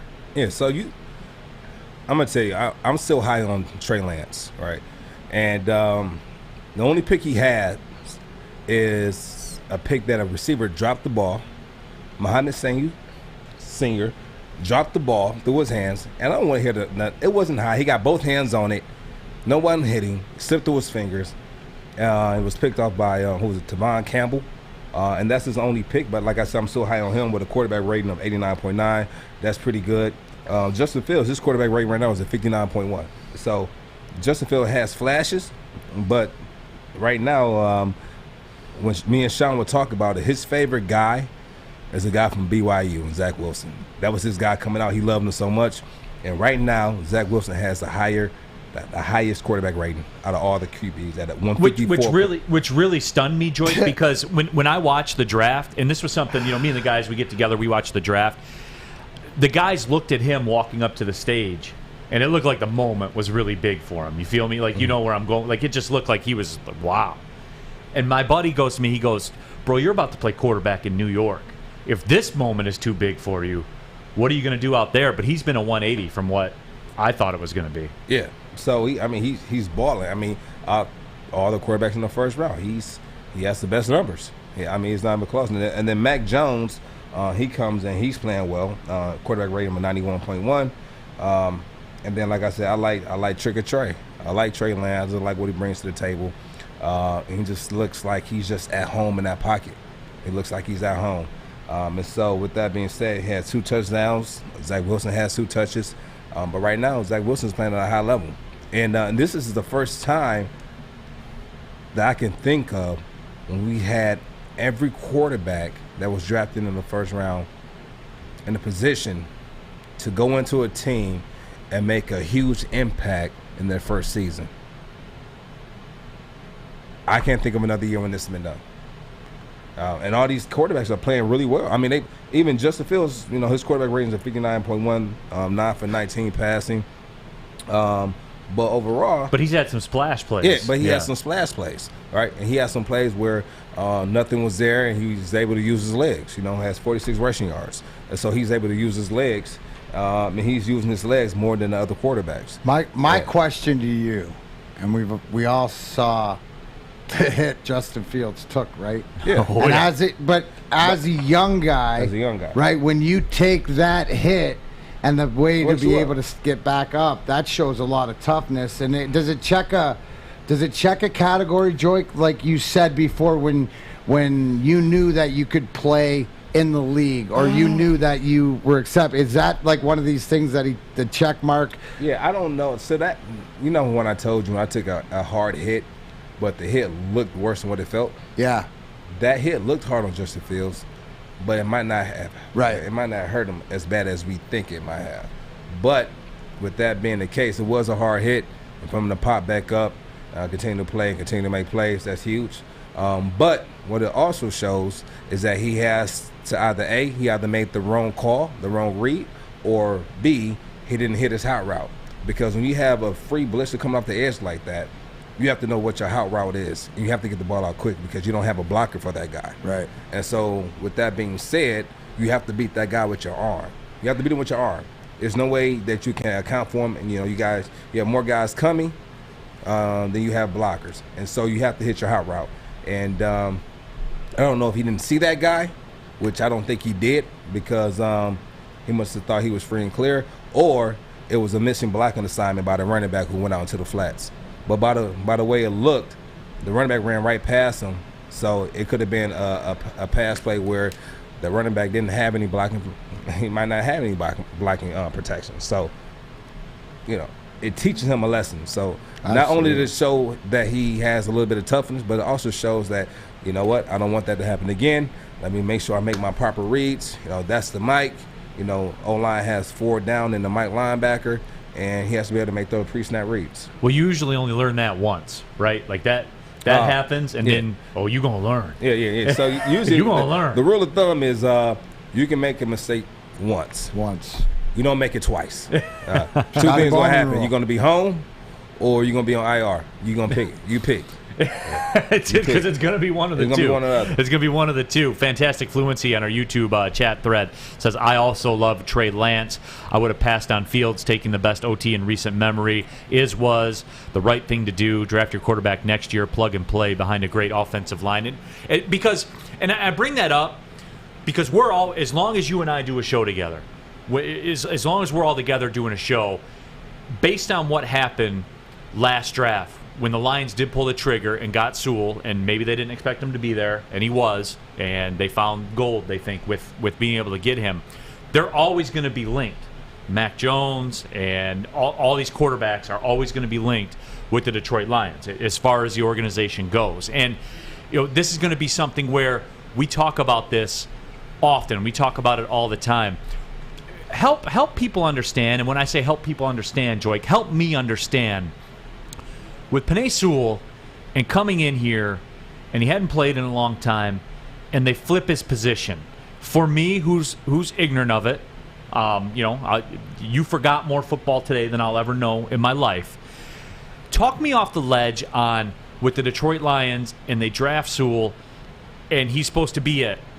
Switching his position like that in terms of the side. Tell me that's not a big deal. Joy, or is it a big deal? Break that down for me. Help me with this, because I'm worried about it, man. And I know it's up to the player. Like, I know it's up to the individual guy. No, I mean, I get all that. But structurally, explain it to me structurally, Joy. The best thing I would say, because right now the only proven they have the person that needs to be at that position right now. He played great football last year. Played well, played great, probably one of his best seasons. And then you have Ragnar over there at center, right? Who they had out of position, and then they put him back in this position, and he played lights out football. And now you might have to strengthen up your right side with Penei Sewell. So I think it was a good move. It's his rookie year, so his pass setting is going to be a little bit different. But in hindsight, same position, different side. I don't think it's going to hurt him that bad. And don't get me wrong. Like, I'm not saying, Sewell's a bust or anything like that. No, I'm just saying I'm saying from a philosophical standpoint, you bring the dude in here and then you ask him to play the other side. But it's good because right now he has to get adjusted. He has to get adjusted right now. And I think, and you bring a guy in, when you put a guy at that left tackle, you have to make sure he's the best. And right now, Penei Sewell is not the best. Okay, that makes sense. Right now. So where else are you going to put him? So you're going to put him over there. Right. All right. And you're going to give him reps there, and he's going to prove himself. And then when Taylor Decker is on his way out, then you move him over there. But right now, that left tackle is, like you've seen blind sides. That's your dude. That's the most important guy on that offense outside of the quarterback because he's protecting your investment in the quarterback. And so I think it's important for him to kind of prove himself. And then once he has that experience, which he has to get that experience in the NFL, then we can move him over there. I believe that it came down to when this regime came in, and Brad Holmes and Dan Campbell, and when Sewell, like they said, we're building the line. This is our decision is to build the trenches, the offensive line and the defensive line, to move out. That's going to be the identity. And in doing that, taking Sewell right there because he fell, it's going to be a development. Joink said, it's this year, it's a learning. As long as you see progress, and because he has that ability, so you got to give him time. And it's to give, how many times have we heard? The offensive unit especially works as one. Their synchronicity has to be there. And that timing, the only time you take that is during getting reps. Now, what does Sewell play? 20 snaps in the preseason? He'll play more snaps in the first game. Sure. So this is a learning experience as he goes, but this is where it's always going to be hindsight on the quarterbacks. but you decided we're going to go with the lines. Boom. That's how we're going to make and culturally build it. We're not going to throw the quarterback in. So next year, they're going to go probably quarterback if Goff isn't the answer. Well, and D-Mac, you'll have to forgive me because you might remember this story. You remember when the Lions were knocking at the door and they traded for Pat Swilling from the Saints. Yeah. And then they brought him in here. His lone job is to get off the end and get to the quarterback. That's all he does. He goes to the Pro Bowl because of it. They bring him in here. He's covering running backs out of the flat. I mean, like that. So I have a little PTSD from that when the Lions come in. Regime. No, and I get that. But it's the same, it's the same kind of thing. You're supposed to. You're a Lions fan. You're supposed to have extensive PTSD. Absolutely. We're going to continue this discussion when we come back. I want to run my Lions quarterback theory by Joik and see if he buys it. We got a lot to get to. Hot dogs in the news as well. D-Mac's a golfer. I'm a golfer. Joik's a golfer. I know D-Mac's had a hot dog at the turn. They hit different, bro. They do. We're going to talk about all that and more. We'll be right back. This is Big D Energy on the Woodward Sports Network. I'm looking to bring on another HVAC tech right now. We are recruiting 5 to 10 techs a month. We're looking to grow and expand. Every new tech we hire is from Northwestern Tech. The hands-on training is fantastic. They're always my first call. We love hiring Northwestern Tech grads. They come out trained and ready to work. Our program is only 10 and a half months, and our next classes are starting soon. So why wait? I'm looking to hire a graduate of Northwestern Tech. Northwestern Tech. Northwestern Tech. Northwestern Tech.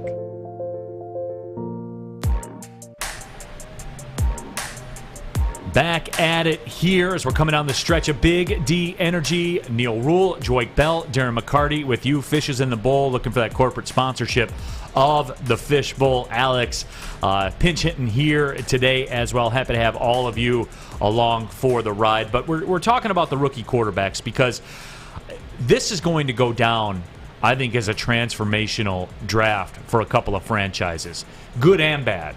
And some of you, in the YouTube chat thread, you said, hey, a lot of these guys are going to bust out. And, certainly there's going to be some attrition. They're not all going to hit. I understand that. But a few of them probably will by the numbers. And they're always going to be linked to the Lions. And they're always going to be linked to Penei Sewell and what happens. Now, I think the plan is the combination of Sewell possibly being available / ended up being available, parlayed with the fact that Brad Holmes, who gets all the free passes in the world with me just based on the way he drafted with the Rams. Remember, he had them as a perennial playoff team and never had a first-round pick, but the train just kept rolling all the time. But coming at this full circle and looking at the Lions as a whole, Joik, I think it was a situation where the hope of Sewell / the possibility of Sewell being available parlayed with the fact that maybe they didn't love any of these guys. Parlayed with the fact that you figure, the free pass for a couple of years, you're not on the 10-7 limo. You're more on the 5, the 5 and 12 limo. Parlayed with that fact where they're probably going to have another high draft pick next year. Maybe there's a quarterback down the road that they might like more. Am I crazy? Like, they didn't love any of these guys to the point where they said, hey, we're going to change the franchise for these dudes. What quarterbacks did they see that was coming out last year that, probably so. We'll see. But after this quarterback draft class, they weren't too high on next year's quarterback draft class. All right, and so we just had, but like even the year before, some quarterbacks that were drafted first round wasn't on the radar last year, and then all of a sudden, bow, Zach Wilson. And so you have quarterbacks like that will pop up on you, and you just say, wow, these guys, or Trey Lance, these guys will pop up on you, and you'll say, okay, I like that guy. This guy's really developed within this past year. And so I think the Lions are doing what they're supposed to do. I'm not mad at the draft.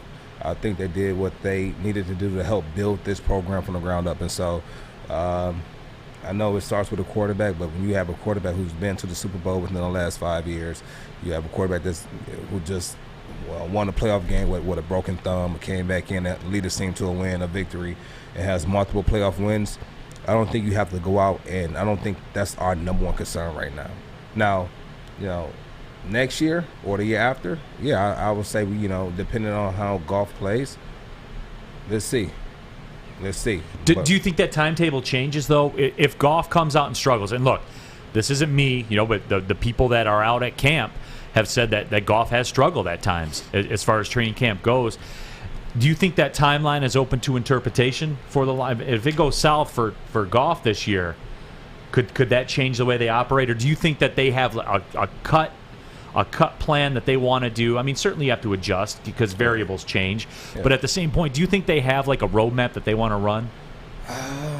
I mean, you don't know, obviously. You're not in the room. I don't know. What does your gut say? Because it's not just so when we get into these war rooms, they call it these rooms, and we're talking about player talents. It's not just about the player talent. You also have to factor in everything that comes with this player, like their contract, the money, the value, the value. And so now we have to try to figure out how we can make this situation work for us. All right, if we go out here and get another player, how can we make the numbers work to where it makes sense to this team without crippling us? And so that's the other side of it that, players or fans, we really don't think about. We only see the player and how can we get him here. But it's the money, it's the cap. It's the how can we move efficiently to where we can still be productive on the field and productive in the books. That's the side of the business. I don't know. Right. But outside looking in, can it be done? With every problem, there's a solution. But I don't have a solution for how we can maneuver certain players onto other teams or get more players in and make it suitable outside of, restructuring a contract like what they did with Goff. They restructured his contract. And so it's a lot that goes into it. Yeah, but D-Mac, I mean, what we're seeing, and I think Patrick Mahomes really changed the roadmap of how organizations are going to build, because you saw the Chiefs move up to take him. They had an established quarterback with Alex Smith that they was a Pro Bowl dude. I mean, let's be real about it. But Joik brings up a good point about the financials of the situation, because now, so Mahomes now is on that, that $40 million train per year now. That's come and gone. So that's certainly going to impact how the Chiefs do business. This rookie contract thing, you've heard me talk about. That's been my parade. That's what leads my parade all the time, because that's the path forward. You're really seeing this in football. I think you're starting to see it in hockey. Hockey's a little tougher because guys don't come up right away in terms of being on the field. But with these rookie quarterbacks, you're getting a quarterback at $7 or $8 million a year. That's incredible value for probably the most important position in sports. Well, again, but then you're building, right? So then it's the sort of timepiece. You're looking to do what the Aaron Rodgers or Patrick Mahomes, just sort of sit back, learn, and get value on that first contract. The other way to do it is to build the rest of your team and then bring in your Tom Brady and pay, bring in the go. So I think more it's to looking at the bigger picture now. They're not on a whim and a prayer. This is the one thing. So I think it's building. In baseball, you build up the middle. So they're deciding to build the lines first, and then we're going to work inside out, and then whether or not Goff is the answer, whether or not to draft the guy next year is the answer, or Goff gives you 2 years. That joint said they got a 2-year window, right? So, and then you bring your guy in because you hope your team is solidified. You've gotten your receivers, you've gotten the guys. So it'll be interesting to see, because I could see him go both ways. Now, to Joy's point, if you were going to pick a young quarterback, there was a plethora of them there, as we see this year, but with Sewell going down, they valued him and what it needed to be here. I'm a big believer you build the lines. I'm a big believer that it's the trenches that win you games. And then again, we get into the salary cap conversation, but you're definitely right. If you can get a guy early, that's where he proves it. So in that same aspect, you look at Jeff Okudah, 3rd overall pick, right? Right now, not looking to get that second contract, but with the way he is, so it can work both ways. Joik, help me with Okudah, please, because it didn't look good against Pittsburgh. And I think the track record, especially for cornerbacks, especially for defensive backs, you don't see typically. Now, there's always going to be an exception to everything. But Joik, did you notice this through your time in the league, where secondary guys that come in, it's very much a sink or swim proposition with me. If you go back through the draft and guys that were drafted, cornerbacks, safeties, they walk in and they swim right away, or they tend to sink right away. Is there hope for Okudah? Yeah, it's hope. Why? Because he's still young. He's still young. Hope is not a strategy, though, Joik. No, he's no, still, but give me the path. No, because I give you a perfect, like, let's talk about Slay. When Slay played his rookie year, he got set down 3 times. Right. He got set down 3 times. And look at him now, Pro Bowler. And so All Pro. And so, but at the same time, like, he had that leadership in the DB room with Rasheem Mathis. But now you have guys going to the locker room now that, you know, Jeff Okudah can talk to and kind of get this information from guys that he respect. Aaron Glenn is going to demand perfection out of him, and then at the same time, I think and that's the thing, I don't know their relationship, but I'm pretty sure that he's approachable and he's going to respect Aaron Glenn as a player, and I feel that he can go to him and get this information, any information that he might have, and even get little tricks to the trade that you can't get with just any type of coach. And so, like I said, he's young. Give him time. And then also, the more you build up the trenches, the better it'll make him as a DB. And so just give it time. I mean, like we said, we're rebuilding our offensive line. We're rebuilding our defensive line. And, you know, in both the cases, they can make your defensive and offensive backfield look that much better.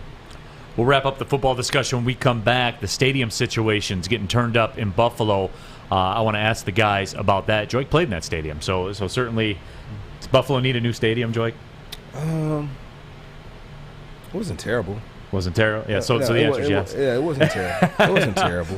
Well, we'll discuss that. I mean, you guys reached your fill with stadiums and tax dollars for stadiums, so we'll discuss that.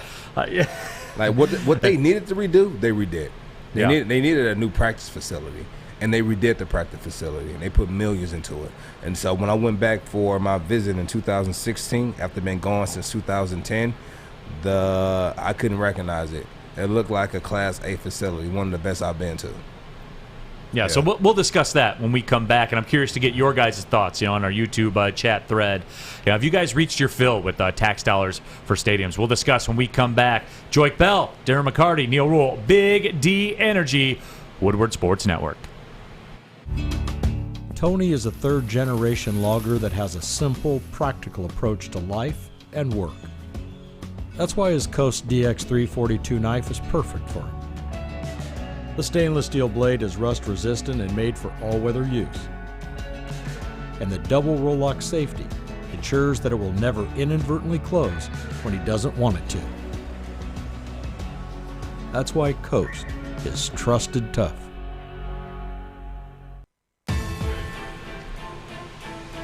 Back at it here, Woodward Sports Network, Big D Energy coming down the home stretch of the show. Joik Bell, Darren McCarty, Neil Rule with you. And we talked about Roger Goodell a little earlier, and the story's coming out, and Buffalo's had a fight on their hands for a long time about a new stadium. And Joik played in the stadium, so we got his thoughts on it a little bit, but we've gone through this stadium building boom over the course of the last 10 or 15 years where everybody, the shelf life on a stadium, people hold on to their cars longer than teams are holding on to stadiums and arenas and things like that. But the report is out there. Roger Goodell says that Buffalo needs a new stadium, and it needs to be public and privately funded. So Goodell is looking for the public, New York, to kick in some money for the new stadium. And Joik, you played in that stadium as we said it, and it was interesting because during the break you're like, they handled what they needed to handle. Like, why would they need a new stadium? But owners love toys, owners really love revenue, and owners really love revenue from new stadiums and the luxury boxes and all the upgraded experiences and all that type of stuff. So I would imagine that's where they're approaching this from. They want that paper, man. It's gonna be a dome. I would imagine it's got to be at least retractable roof, right? I mean, I don't Probably know that like they've Minnesota, right? Yeah, I mean, but that's Buffalo though. Like you can't put a roof on Buffalo. Why not? I mean, because of the snow, where you could go in and out or whatever. Like I don't know, 1.4 billion. I got to think it's state of the art. Yeah, I mean, but you got to have it open air in Buffalo, no doubt about that. But why? Because it's Buffalo, man. I'm just saying, but is that going to bring you more money?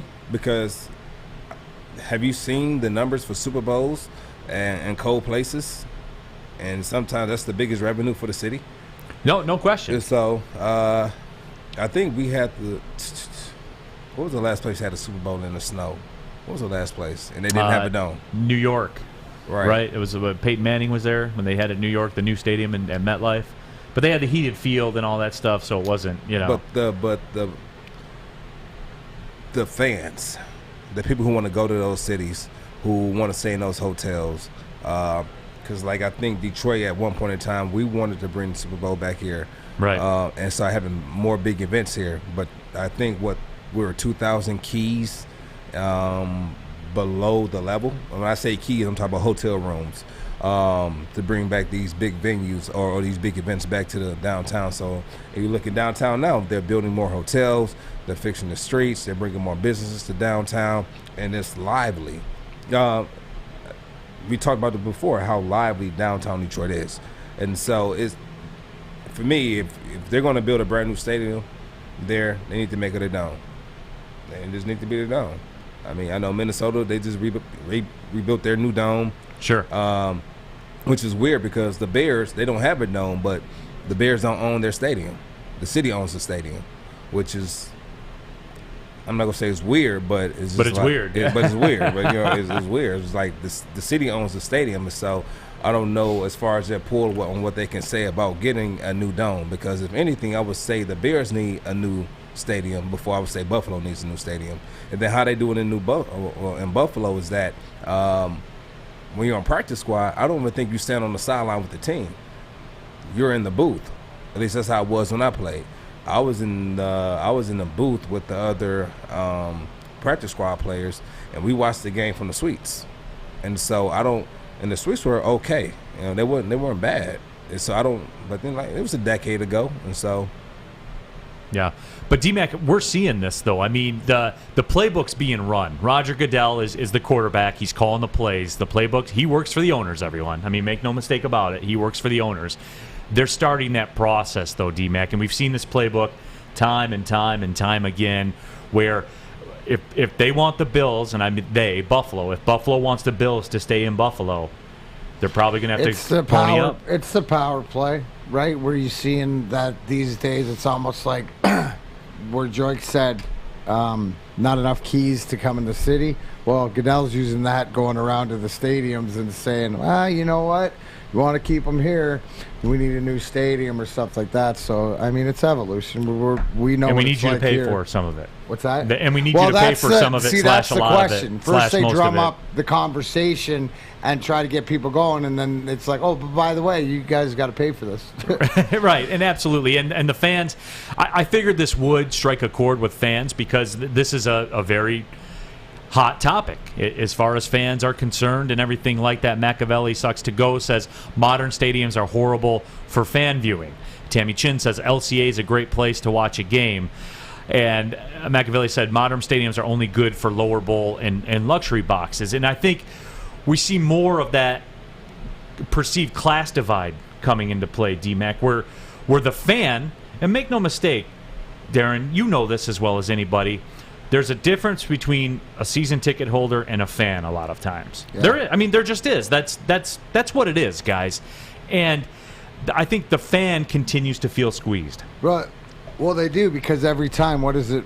Because they got to put in new suites, and you got like at LCA, you got the Miller this and the Bud Light that and this and the Huntington and the Comerica, and it's all this money is more to the corporate world, or this like a lot of the season tickets. Now, I'm not saying that the fans, which stands for fanatics, don't have season tickets, but they want to go to the game. The biggest thing for me at LCA is it's a great entertainment facility. It's not a hockey rink arena like Joe Louis was, where people were trained. So we have to train them how to watch the game from LCA, because it's a different experience. Because how can you not be blown away with all the bells and whistles and stuff? It took me about 4 or 5 times to go there to actually get around and see everything. So I think that that's part of it too. There's that disconnect from, you look at all the old hockey stadiums, from Chicago Stadium, Boston Gardens, Maple Leaf, you're on top of each other. Down to Olympia, everybody's gone to Olympia. That was a different experience. So just evolution, technology, all this stuff to the latest and greatest with all the bells and whistles. So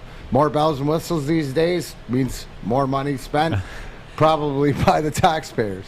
And that is how it's going to break down. I mean, make no mistake about that, guys. The community will end up having to pony up for it because, again, somebody always will.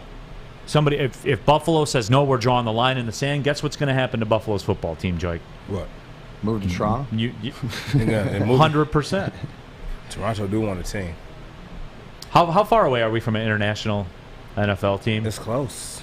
It's close. You know, the pandemic could have slowed it up a little bit, but I mean, we're close. I mean, if you ever have you been to one of those London games? I have not. I have not made my way over there. There are. I heard it hits different though. There are a lot of fans. There are a lot of NFL fans that live out the country. I think you saw it was a clip of a guy who went to, I think it was in Ireland, and he was trying to watch a game there, like an NFL game there, and I think the game came out like at 3 in the morning there or something, and he was trying to find a place where he can watch the game. So he ended up finding a place and thought like he would be the only one in there, but he said when he walked in there, it was jam-packed with people watching the NFL game. He said, wow, I didn't know it was fans out here in Ireland. And so it's crazy how many fans we have out the country. So do I see it happening? Yes. Where? I don't know yet. I don't know. Yeah, like your Mexico City, London, Toronto type. Yeah, like I think deal. at one point in time they talked about moving Jacksonville to London, right, and having the headquarters or the practice facility in New York, and so they'll just fly to London for the game and stay all week in New York for practices. So it was kind of weird how they had it mapped out, but hey. The moral of the story is that the bill's going to be coming due for the city of Buffalo if they want to keep the Bills there, and it's such a you were there. It's such an integral part. It's Packers light, right? Like it's Green Bay South, Buffalo. I mean, you know they have the Sabres, which certainly they have great hockey fans in Buffalo. Yeah. But that Bills Mafia, man. Bills Mafia. For sure. Those cats roll up on Thursday for the Sunday game. Oh yeah. Have you ever been to like they have some of the dopest tailgating? Oh yeah. No, I see the videos. The tailgating is kind of dope when you're like pulling in. You can see the tailgating, like just to the right. They have like this big field that's about 5 acres, like connected to the parking lot, and it's just loaded with Bills Mafia fans. It's the whole Bill Mafia is over there, and you like drive through it, like heading into the game. It's pretty dope. Yeah, it's pretty dope. Is. They do it right over there. There is no doubt they about do it that. right. So the thing is, will they keep that same location and tear that one down and rebuild it back up and just play at another location, similar to what Minnesota did, where they were playing at what was that, Minnesota Metrodome? Yeah. No, but no, when they tore down the Metrodome, they were playing at the University of Minnesota. Yeah. And so they were playing at that field for a couple of years, and then they brought it back to the Dome. Or will they do something similar at this particular location, or will they find a whole nother location? Well, they'll do the whole. I think what I would do the 2 birds with 1 stone thing, where I would have them play in Toronto while the stadium's being built, and then when they come back to Buffalo for their new stadium, they'll say, "Oh, we got to put a team in Toronto." You know what's funny? Because when I played for Buffalo, we played a game in Toronto against the Colts, and so it was actually a pretty dope experience to be able to play there, enjoy the city life, and then come back to Buffalo. Toronto's a great town, man. It's a great town. I love Toronto a lot. It was my first time there, like really there, and I was like, you know what, this is pretty dope. Absolutely. Great hot dog stands. And what do you got, Fish? On behalf of the Canadians, we don't want a team in Toronto. We want our Canadian football to stay alive. Wait, are you Canadian? Sure. No, you're not. So you can't say on behalf of the Canadians. I should say. Well, I report on behalf of Canada, Australia, New Zealand, England, Ireland, everyone. The Commonwealth. Okay. Yeah, maybe the Canadian Tourism Board is sponsoring the Fish Bowl. Maybe that got done over the last 45 minutes or so. It didn't come across my inbox, so I didn't see it. So you don't know. All right. We'll take a break. When we come back, final segment of the show. I said it. Great hot dog stands in Toronto. There's a link coming up to what we'll talk about next. I know D-Mac knows what I'm talking about. Oh, yeah. Oh, yeah. We'll be right back. It is Big D Energy right here on the Woodward Sports Network. I'm looking to bring on another HVAC tech right now. We are recruiting 5 to 10 techs a month. We're looking to grow and expand. Every new tech we hire is from Northwestern Tech. The hands-on training is fantastic. They're always my first call. We love hiring Northwestern Tech grads. They come out trained and ready to work. Our program is only 10.5 months, and our next classes are starting soon. So why wait? I'm looking to hire Hire a graduate Of Northwestern Tech. Northwestern Tech. Northwestern Tech. Northwestern Tech. Back at it here, Big D Energy Woodward Sports Network. My name is Neil Rule. He's Darren McCarty. Joyke Bell in the house as well. And as we do the final segment of the show, this story came out, and the New York Post had the story. And I don't know how many hot dog fans there are out there. The D-Max won. He's got his hands high in the air. I'm not a huge hot dog guy. I don't eat a lot of them. I eat them in two places. At the golf course, in between nines, I'll have one. And at the baseball game, I'll have one. Now, when I go to the baseball game, I get that with the peppers and the pickle and the hot peppers, the mustard, all of them. I mean, I go all the way in. But at the golf course, I just throw the mustard and the onions on there, and away I go. And D-Mac, you know this. But let me tell you about the story. For New York Post put in the story, eating one hot dog takes about 35 minutes off of your life. Is that with the bun and condiments on it? Or just a hot dog? That's what they say. University of Michigan School Public Health and Nutritional Index ranked food by minutes gained or lost. And, you know, the hot dog takes time off your life. But, D-Mac, for those of us who are golfers, when you play at a weird time and you come in, you got that front nine done, I'll gladly take some time off my life for that hot dog. Sometimes the only thing you have to look forward to because of a rough start is the turn hot dog, which can turn you around. The entire momentum of everything. But it's also, to me, it tells a lot about a golf course by their hot dog, how much they care. I always love when they slice them so that they're grilled on sort of both sides, little heavier bun. You said that you had a good one yesterday? Yeah, so the Detroit City golf outing that I was at yesterday, which is why I wasn't here, props to you and T-Foss for holding it down. They did this thing that I'd never seen before, where they grilled the hot dogs on the grill, they put it in the bun, they wrapped it in the foil, and then they put it back on the grill, but on the top shelf of the grill. And D-Mac, I unwrapped this thing, and the bun had just a little bit of crunch to, it was unbelievable. That was out at Chandler Park Golf Course in the city. D-Mac, it was fun. It just, as a kid say, it hit so different. No, it's unbelievable. I tell everybody the best hot dogs, but when we played junior, we played in Cornwall, Cornwall's near Ottawa. But they did them, and the French way is different because they toast the buns, and we get in there early. You'd have gut bombs from pounding 3 or 4 hot dogs before the junior hockey game. You'd be burping up hot dogs first, but they were so good. I don't care what it is. But a good hot dog, I'll take 35 minutes. I've done way worse to myself. well, Joyke, I did want to get because you're a healthy dude, man. Like you take your nutrition seriously, which I do too. I mean, you and I have talked about that off the air before. Kind of the lifestyle that we choose to live. Yeah. And I was a brat guy. You're more of a brat guy than a hot dog guy? I was a brat. When I did, I was a brat guy. I love brats too. Yeah, I was. With the cheese in them and stuff. Oh yeah. Or on top, either or. I didn't care. And then what I used to like is when I used to have my barbecues. I'm no Sean Belizean, but I used to barbecue a little bit. So what I would do, I would grill, get it to how I want it, and then I would get that little char around it, and I would take it off, and then open up the grill, and then I'll put the barbecue sauce all over it. And then take an aluminum pan and just set it on top of there and just kind of let that barbecue sizzle. Like bake in there. And kind of let it bake in there a little bit, but I'll keep it open. And but the grill is so hot, keep it in that aluminum pan, barbecue sauce in there, get it in there, and kind of like thicken around the brats. And then the grill, and then as far as the bun, so you like a crunch with your bun? I do. Not a ton. I don't want it flaking off, but I just want that little crisp so bite. I will grill the buns on the front and the back, like 30 seconds each. Yeah, way. which I do that too. Yeah, I do that too. But for me, when I would have mine, I would like it to have, like when I squeeze it, to kind of. So I like this soft. Yeah. I like this soft and moist. So I would like to kind of squish it around the brat, and so it stick to it. with the barbecue sauce on top, a little bit of cheese, let it melt Barbecue on there. sauce on a brat with some. It's pretty okay, good. Joy. It's pretty good.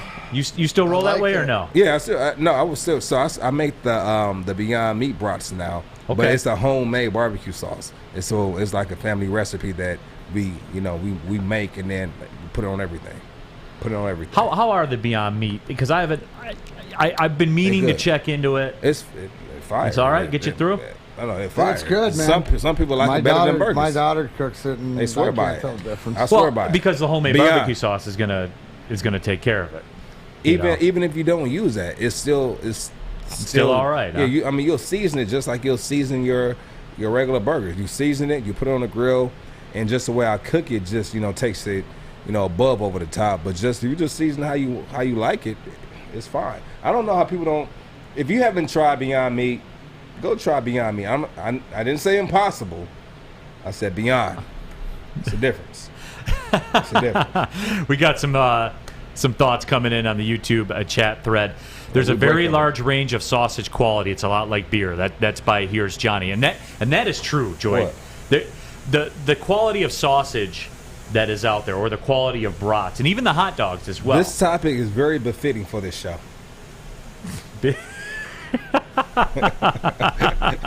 Yes, it is. Chad, but not that Chad, says if this were true, Joey Chestnut would have died 20 years ago. He would be on borrowed time already. Oh, but see, that's the opposite. Like, what grosses me out about that isn't the meat, it's the water. Them dunking the bread into the water. That is just so gross to me. Well, but the thing is, though, for every hot dog he eats, he probably goes and eats salmon, rice, and beans, and all that, and add on another 10 or 15. There you go. So it evens out. So he's working not at a deficit. He's just he's just doing it all. Yeah, he's robbing Paul to pay Peter. Neil, what hits harder, a turn hot dog or a Five Guys bag of fries?